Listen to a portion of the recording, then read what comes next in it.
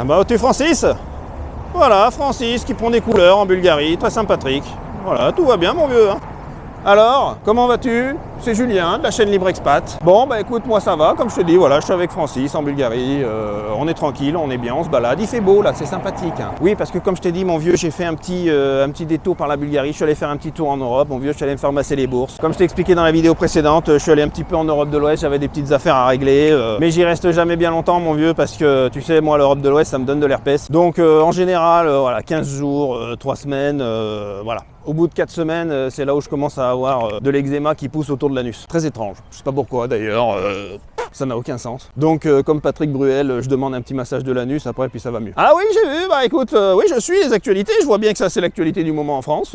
Bon bref, on va pas rentrer dans le sujet, c'est pas important, mais je comprends, voilà, je comprends pourquoi il avait une tendance à essayer de se faire tripoter le sphincter. Bon voilà, je suis dans les petits quartiers de Sofia, tu sais, comme je t'ai dit, j'aime bien aller dans les quartiers un petit peu excentrés, moi, tu sais, la ville touristique, bon c'est connu, Sofia c'est petit, hein, c'est pas... Enfin je parle surtout du centre-ville même, tu vois, il est petit. Moi j'habite plus à Sofia, j'habite plus en Bulgarie, hein, j'habite en Géorgie, mais là j'y suis, j'aime bien, moi j'aime bien, c'est pour moi l'Europe de l'Est, c'est les derniers sanctuaires aujourd'hui où tu es bien pour vivre, tu vois, où tu sens quand même qu'il y a des communautés homogènes, on est bien entre nous, enfin il n'y a pas de tous les sauvages, tu sais qu'on est en Europe de l'Ouest, toute la délinquance gratuite, toute cette merde, puis je te parle même pas, bah là en fait tu vas en Europe de l'Ouest, t'as les impôts qui te plument, et en plus, tu sais comme je le dis souvent, hein, tu finis en sandwich, c'est-à-dire tu te fais plumer par ceux d'en haut, et tu te fais attaquer, tu te fais agresser par ceux d'en bas, quoi. Et donc c'est vrai que je trouve que l'Europe de l'Est, ça reste quand même aujourd'hui encore, là, les derniers sanctuaires, t'as la Pologne, la Hongrie c'est sympa, mais quoique là, bon ça a changé un peu les derniers temps, ça y est, là, ils ont l'UE a fait son entrisme là en Hongrie, tu sais. Alors même s'ils disent que le mec, il reste quand même strict et tout ça, mais bon, ils ont bien choisi leur candidat comme d'habitude. Enfin bon, bref, voilà. Tu sais bien là-haut, ils veulent toujours plus de champagne, de homard, de cul, de gros nichons, et pas des petits nibards, pas des omelettes là. Des nibards avec du lait frais dedans. Ils sont là.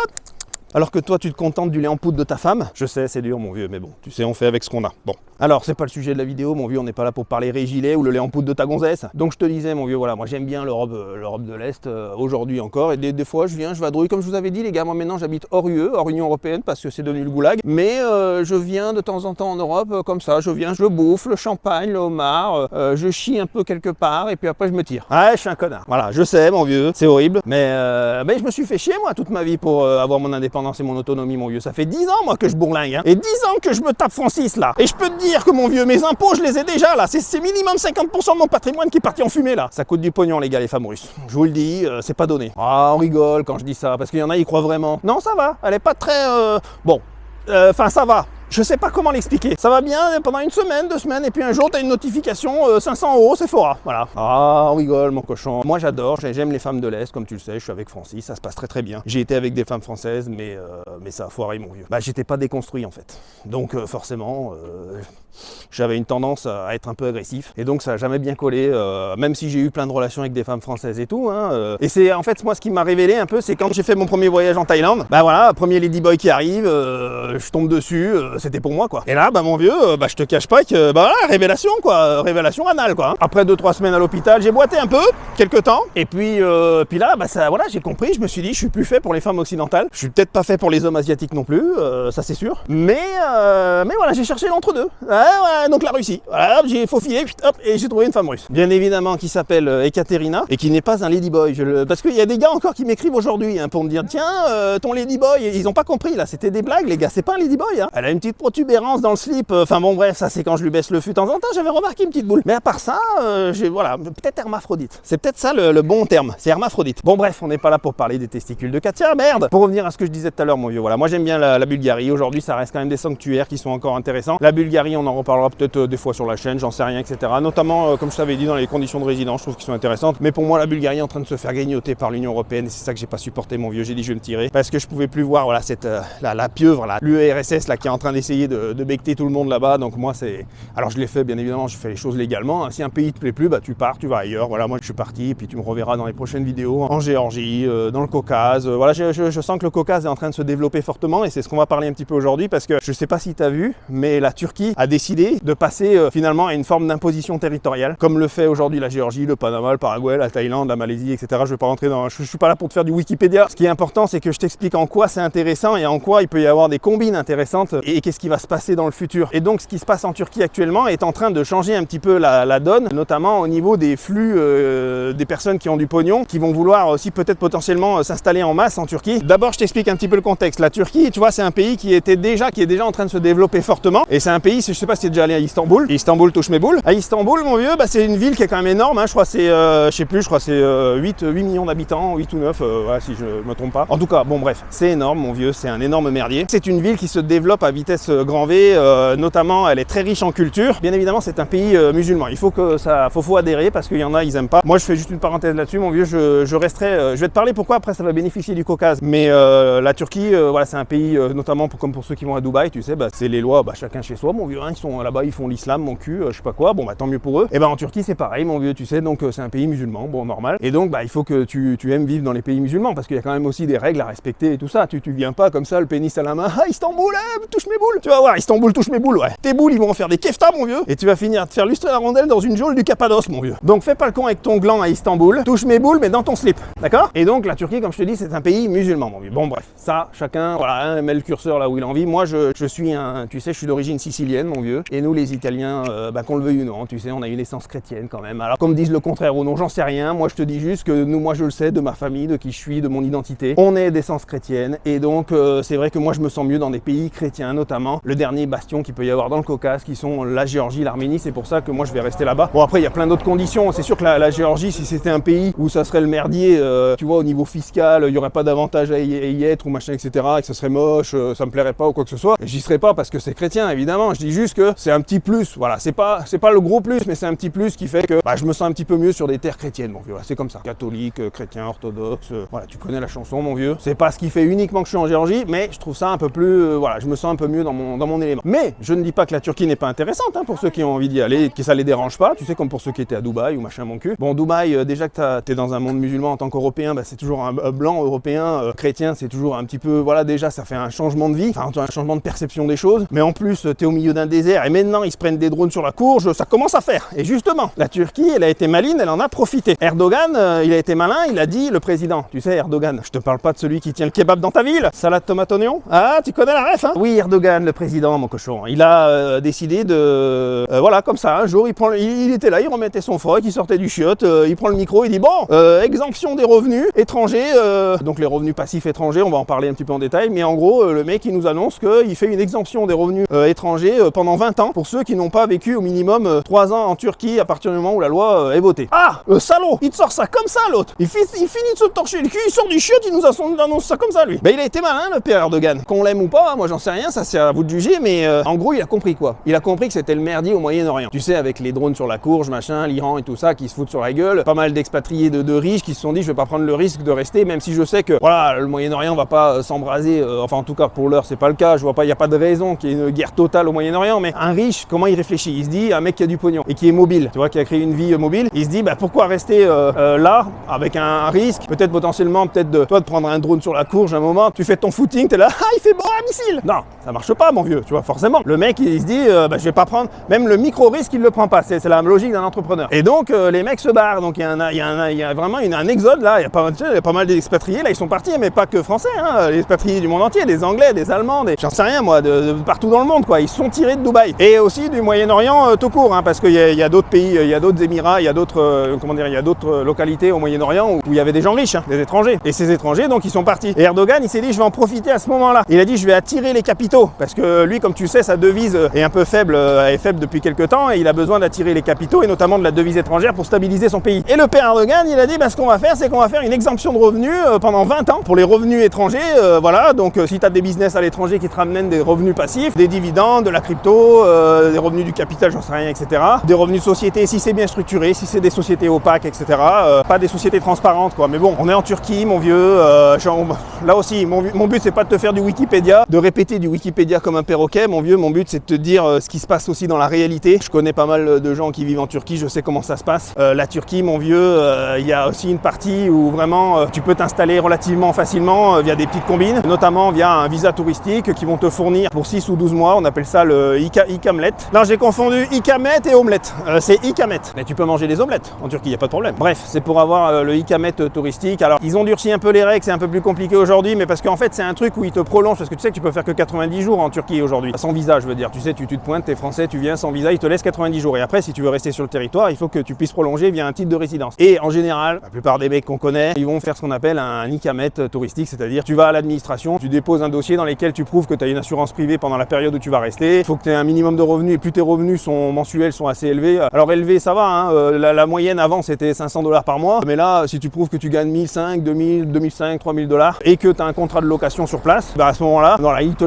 vont te donner un titre de séjour. En général, c'est 6 à 12 mois et lequel tu pourras renouveler ensuite chaque année, etc. Tout ça, bon bref, voilà, la plupart des expatriés ils faisaient ça. Et en plus, en général, ils vivaient en mode en Turquie, tu sais, où ils avaient leur société étrangère. Et la plupart, je te le dis, mon cochon, ils déclaraient pas leurs revenus, etc. Et puis le fisc turc, ils s'en foutaient parce qu'ils avaient besoin d'attirer les capitaux. Comme je te dis, la monnaie locale est un peu faible et donc ils avaient besoin de devises étrangères. Donc ils fermaient les yeux jusqu'ici. Mais je dis pas que c'était légal, attention, hein, je dis évidemment que ça c'était structuré assez bancal, mais ça fonctionnait. Et donc avec ce qui vient d'annoncer le président Erdogan, c'est qu'effectivement maintenant, mon cochon, ça va changer parce qu'il a dit que les revenus étrangers n'étaient plus taxés pendant 20 ans si tu es un étranger qui n'a pas vécu pendant un étranger, ou je crois un turc d'ailleurs, un turc qui vit à l'étranger, hein, qui vivait pas en Turquie quoi, si t'as pas vécu 3 ans en Turquie minimum quoi. Et donc c'est intéressant mon cochon parce que ça légitimise, tu vois, ceux qui avaient des sociétés étrangères qui voulaient vivre en Turquie. Il faut savoir qu'Istanbul est une ville très dynamique quand même, vraiment, alors c'est bien plus fourni que par exemple moi qui vis en Géorgie, à Tbilissi, hein, Istanbul, mon vieux tu y vas, ça va, tu bouffes comme un cochon, les services sont intéressants, c'est pas cher, enfin c'est pas cher, c'est relativement pas cher encore aujourd'hui comme ville pour la structure et l'infrastructure que ça te propose, tu vois,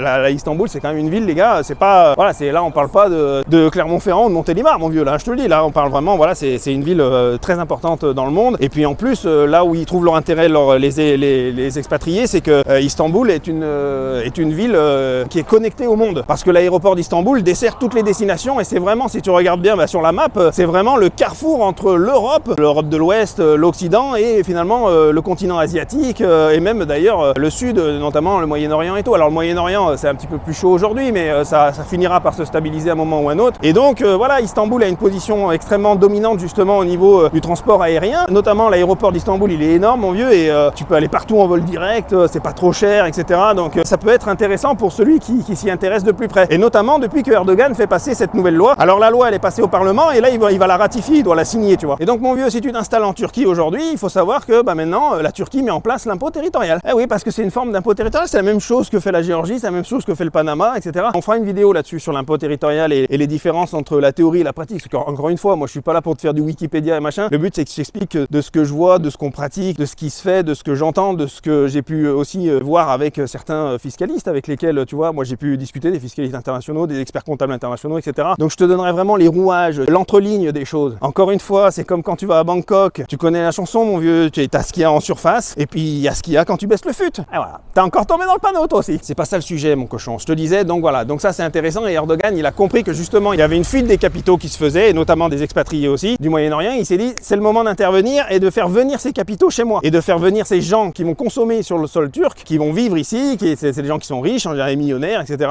Millionnaires ou même moins millionnaires, même les freelances, les indépendants, les mecs qui ont des boîtes comme tout le monde, quoi, tu vois, des boîtes en ligne et 100% en ligne, quoi. Il s'est dit c'est le moment de les faire venir. Alors je sais très bien qu'il y en a qui vont dire oui mais voilà, mais Julien, si tu travailles depuis la Turquie et que tes revenus proviennent de l'étranger, là aussi on en parlera encore, c'est ce que je te disais tout à l'heure, je ferai d'autres vidéos là-dessus. Il y a des nuances sur les choses. La Turquie, à l'heure actuelle, le fisc turc n'est pas intrusif. Tu viens chez eux, tu consommes, t'es même pas turc. Je sais pas, t'es un Français, un Italien, peu importe, tu vas chez eux, tu consommes, t'as de l'argent, tu vas faire tourner aussi l'économie locale en consommant. Simplement, ils ont pas, le fisc turc n'est pas hyper intrusif. On n'est pas la Gestapo française, mon vieux. Je te le dis tout de suite, toi qui as été traumatisé avec ça, on n'en est pas là encore, tu vois. Même si la Turquie est un gros pays, voilà, il y a une forme de tolérance là-dessus. Et donc je sais que sur les revenus étrangers, alors tout ce qui est passif, ça sera sûr dans la loi, c'est noté. Tout ce qui est dividendes, revenus passifs, revenus du capital, je sais pas moi, la bourse, la crypto, etc. Si tu as fait du trading ou tu as été sur des exchanges qui étaient en dehors de la Turquie, donc là c'est zéro, il n'y a pas de souci. Et si par exemple tu gères de temps en temps ta boîte, je sais pas moi, tes boîtes étrangères sur le sol turc, voilà, la Turquie a une forme de... Ils le savent pourquoi ils le font, tu vois. S'ils font ce système-là, ils le savent qu'il y a une grosse partie des gens qui vont quand même gérer leurs activités un minimum 1 heure, 2 heures, 3 heures par jour depuis leur piole, tu vois, et ils s'en branlent. La Turquie, ils vont pas venir te sauter dessus parce que tu fais ça. Ils le savent très bien comment ils le font et à qui ils le font. Par contre, ils l'inscrivent dans le code fiscal comme font tous les pays impôts territoriaux. Si au cas où il y a vraiment un gros billet à prendre et que le mec il a commencé à investir comme un cochon dans le pays et tout ça, là ils disent lui il y a moyen de le coincer, on a des leviers sur lui et donc on va aller le taper. Mais voilà comment fonctionne le fisc à l'étranger, mon vieux, tu sais, dans les pays comme ça. faut pas se leurrer, ça, personne te le dit, mais c'est la vérité. Encore une fois, le but c'est de faire les choses légalement. Vraiment, si tu n'as que des revenus passifs, c'est merveilleux et la Turquie va t'offrir ce cadre-là. Et Erdogan justement met ça en place aujourd'hui. En tout cas, la Turquie met ça en place aujourd'hui, donc c'est vachement intéressant. Et si tu travailles avec tes boîtes et vraiment que tu travailles intensément, que c'est toi qui fais les prestations, les trucs, tu vois, c'est vraiment, tu bosses vraiment, puis tu commences à aller dans des, je sais pas moi, des coffee shops, là, enfin des machins, là, des espaces de travail, des coworking, des trucs, à bosser à longueur de journée. Oui, là ça peut être remis en cause, mais comme dans plein d'autres pays un peu territoriaux, où là aussi la limite peut être assez fine. Et là, il faut peut-être être un petit peu plus droit avec toi-même et te dire bon je fais les choses évidemment légalement. Rien qu'en créant une entreprise individuelle sur place, qui est très facile à gérer, c'est un petit peu le même principe que tu sais la small business, l'entreprise à 1% en Géorgie, ils ont un petit peu le même système en Turquie, alors qui fonctionne de manière différente. Mais au niveau de la gestion, c'est extrêmement simple à gérer. En fait, ils ont un système dans lequel aussi toi tu es un exportateur de services, donc tu travailles avec ta petite société individuelle en Turquie, tu exportes du service, je sais pas, tu fais du coaching, de la formation, je sais pas, tu fais des prestations de services en ligne à des clients exclusivement étrangers et non turcs et en devises étrangères. C'est important, il faut que tu collectes uniquement, tu fasses des facturations uniquement en euros, en dollars, voilà, en devises étrangères, quoi, pas en devises turques. Et à ce moment-là, mon vieux, tu vas payer quasiment aucun impôt, parce qu'il faut savoir que la Turquie propose déjà un abattement sur ton bénéfice de 80% pour toute la facturation de services exportés, donc en dehors de la Turquie. Et donc si toi, tous tes clients sont en dehors de la Turquie exclusivement, déjà, admettons, tu fais 100 000 euros de bénéfices, ils vont déjà faire un abattement de 80, ça fait 20 000 euros. Et ensuite, sur ces 20 000 euros, tu vas avoir une imposition qui est extrêmement faible. Et au final, tu t'en retrouves avec en général entre 3-4% d'impôt maximum. Et donc ça, c'est un système qui existe déjà en Turquie et qui existait déjà bien avant que Erdogan annonce l'exemption des revenus étrangers. Encore une fois, il faut que tu exportes du service à l'étranger avec des clients hors de la Turquie. Mais bon, ça, c'est la plupart d'entre nous qui bossent comme ça. On bosse pas avec les clients locaux en général. Et il faut que ta facturation soit faite en devises étrangères. Mais bon, c'est normal. Quand tu bosses avec un client français, anglais ou je sais pas quoi, tu le factures pas en devises turques. Et il faut que l'argent, il faut bien évidemment que tu aies un compte professionnel en Turquie. Et dans ce compte professionnel en Turquie, tu l'as en multi-devises, tu vois, euros, dollars, machin, devises turques. Après, si tu veux faire une fois que tu as reçu le pognon de ton client, si tu veux vraiment faire du transfert là pour vivre sur place. Mais je veux dire, en tout cas, il faut vraiment que ce soit fait de façon à ce que tu puisses collecter l'argent en devises étrangères. Bon, ce qui est classique et il n'y a aucun souci avec ça, mon vieux. Et ce système-là dont je te parle, et donc ce système-là d'entreprise individuelle dans lequel tu es déjà exempté, tu es bien exempté de l'impôt, il existait déjà avant qu'Erdogan annonce l'exemption des revenus étrangers. Donc imagine, tu couples avec l'exemption des revenus étrangers, c'est-à-dire que imagine, toi tu as des revenus passifs d'autres sociétés à l'étranger, par exemple ta société individuelle, tu t'en sers juste pour faire quelques prestations en Turquie, puis après tu as d'autres sociétés à l'étranger, sur d'autres continents, dans lesquels tu vas avoir de l'argent qui tombe et dans lesquels tu vas avoir des revenus passifs qui vont arriver, que tu vas pouvoir te verser en Turquie, ceux-là ils seront exemptés, mon vieux. Donc là ils ont rajouté une surcouche et donc vraiment ça commence à faire que la Turquie devient vraiment intéressante aujourd'hui pour les digital nomades et je pense que ça va marcher. Je pense que la Turquie va devenir un hub intéressant pour les digital nomades parce que le cadre de vie est très bon, notamment si tu vis à Istanbul, après tu as des villes comme Izmir, Ankara, tout ça c'est sympa. Alors moi je suis pas loin, habitant en Géorgie, tu sais, je prends un avion, tac, j'y vais, je vais à Izmir, je me fais bronzer les miquettes, puis après je reprends un avion, je rentre chez moi tranquillos. Mais pour ceux qui aiment bien, qui aiment bien l'ambiance turque et tout, moi je dis pas que j'aime pas, mais comme je te dis, je suis bien en Géorgie, il n'y a pas de raison que j'aille ailleurs. Pour le moment c'est un endroit qui me plaît, notamment au niveau des conditions qui sont proposées. Mais en tout cas, voilà, je pense que la Turquie va devenir vraiment intéressante, il y a beaucoup de millionnaires qui vont venir là-bas. Et donc ça fait forcément une compétitivité fiscale, c'est aux portes de l'Europe. Tu te doutes bien que ça plaît pas à l'Union européenne qui eux essayent tant bien que mal d'attirer les capitaux, mais avec des impôts qui t'assassinent. Tu te doutes bien qu'ils peuvent pas concurrencer, ils peuvent pas. Et donc tu te rends compte que tout le Caucase du Sud, si tu pars de la Turquie et tu remontes Turquie, Arménie, Géorgie, Azerbaïdjan, ça va exploser parce que c'est des pays, pour la plupart, notamment l'Arménie qui est en train aussi de s'aligner avec la Géorgie sur des conditions fiscales, des conditions d'attractivité qui sont imbattables par rapport à l'Union européenne. Et donc tout cet arc-là va exploser aux portes de l'Europe. Et donc il bénéficie en plus de l'afflux des capitaux qui viennent de l'Asie, donc toute la partie asiatique qui elle se développe. Je sais que chez vous, en France, ça va pas bien, mais dans le reste du monde, ça va les gars, le business il tourne. Vous croyez que tout va mal, mais moi je vous le dis, ça va pas tout mal partout. Et en plus aujourd'hui, tu sais, le Caucase est en train de devenir les nouvelles routes de la soie, donc ça va attirer des capitaux que je vous rappelle les gars, si on parle de la Géorgie, en Géorgie, à Tbilissi, là ils vont installer bientôt pour 2030, il y aura la Trump Tower avec tout ce que ça va amener, c'est les investissements. Ils mettent pas des Trump Tower nulle part. En général, c'est qu'il va y avoir des capitaux, des investissements. Ils sont en train de créer Ambassadori Island là, à Batumi, c'est le nouveau Dubaï. En fait, ils vont créer comme une île artificielle là, tu sais, comme ils ont fait à Dubaï, ils vont le faire à Batumi. Tbilissi est en train de changer de visage, il y a énormément d'investissements, il y a les Qataris qui investissent, les Chinois, les Russes, etc. Donc voilà, c'est des pays qui aujourd'hui vont se passer de l'Union européenne, qui ont compris que l'Union européenne est en perte de vitesse, voire même ratatinée aujourd'hui, qu'elle ne peut pas être compétitive fiscalement. Et la Turquie et tout le Caucase du Sud va en profiter, mon vieux. Et toute cette zone là, toute cette région va devenir extrêmement intéressante et florissante, mon cochon. Et donc tu as du choix parce que c'est aux portes de l'Europe et tu n'as plus besoin d'aller forcément mettre ta résidence, je sais pas où, là au fin fond du Paraguay, au Panama ou en Asie. Aujourd'hui, tu as une zone qui est aux portes de l'Europe, mon vieux. Tu peux aller facilement en Europe Europe en avion comme j'ai fait là, moi tu vois, je suis en Europe de l'Est, mais après je vais rentrer dans le Caucase. Et en même temps, tu peux profiter de conditions fiscales avec du choix. Vanille, chocolat, goût cerise. Tu choisis, mon vieux, tu vois, là tu pourras aller où tu veux, puisque si la Géorgie te plaît pas, tu peux aller en Arménie, on en parlera peut-être, je ferai peut-être un sujet sur l'Arménie, il y a des conditions fiscales intéressantes. Pour moi, la Géorgie est un petit cran au-dessus quand même, mais il y a des super conditions. Ils font notamment voilà, tu as des moyens de régler à peine de 3% d'impôts en Arménie sur tes sociétés. Et puis après, il y a des conditions de résidence qui sont faciles, notamment tu peux vivre 6 mois en Arménie sans visa. La plupart des pays, tu sais, c'est 90 jours. Donc en fait, si tu sais bien driver ton truc entre la Géorgie et l'Arménie, tu peux faire 6 mois en Géorgie, 6 mois en Arménie. C'est très agréable à vivre et la plupart des appartements sont loués, tu sais, on a le droit de les louer 6 mois en Géorgie ou en Arménie. C'est pas comme en France, là où ils te demandent un dossier, ta coloscopie, ton arbre généalogique, qui étaient tes ancêtres, est-ce que tu gagnes bien 20-25 000 euros par mois et est-ce que tu es LGBTQ friendly? Oui, parce qu'en France, c'est obligatoire maintenant. Si t'es un ladyboy, ça passe encore mieux d'ailleurs en France. Bon bref, c'est pas le sujet, mon vieux, je vais pas rentrer dans là-dedans parce que ça va déraper. Par contre, ce qui est en Géorgie, en Arménie, mon vieux, et en Turquie, hein, encore pire, bon, si t'es friendly, tu sais, tout ça, là, gay pride, machin, c'est pas encore d'actualité là-bas. Voilà, je te le dis, je rentre pas dans le détail, mais c'est pas tout de suite. Donc si c'est vraiment ton cas, tu te fais discret, tu peux venir, hein, voilà, tu mets des ballerines, des petits trucs, tranquillement, mais t'évites tout ce qui est le string, tu sais, les gars de ceinture, enfin bon, voilà. Je te le dis, mon cochon, parce que moi, j'avais passé la frontière, j'avais un plug anal, ils l'ont détecté tout de suite, mon vieux. Ah bah, la frontière turque, là, tout de suite, mon vieux, là, ils l'ont vu, ils l'ont détecté, c'est au portique, là.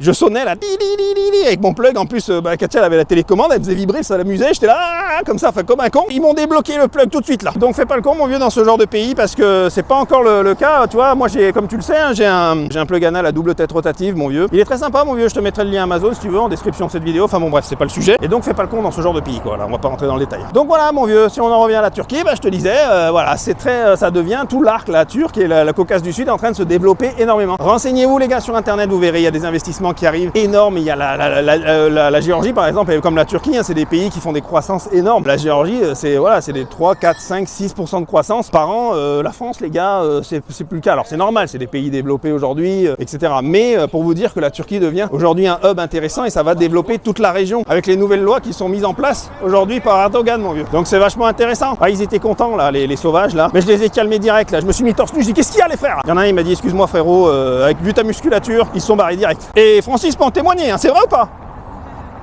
J'ai pas l'impression que c'est vrai. En tout cas, si ça t'intéresse, je te laisse aller voir dans le descriptif de cette vidéo. On peut étudier ta situation personnelle, professionnelle. Je te laisse aller voir. Si tu veux vraiment qu'on discute de ton expatriation et qu'on puisse mettre en place ton système personnel, professionnel de façon à vivre agile, flexible, mobile, eh ben c'est le moment, mon cochon. Je te laisse aller voir. Puis je te dis à très bientôt pour la prochaine vidéo. Ah, ciao, bye bye.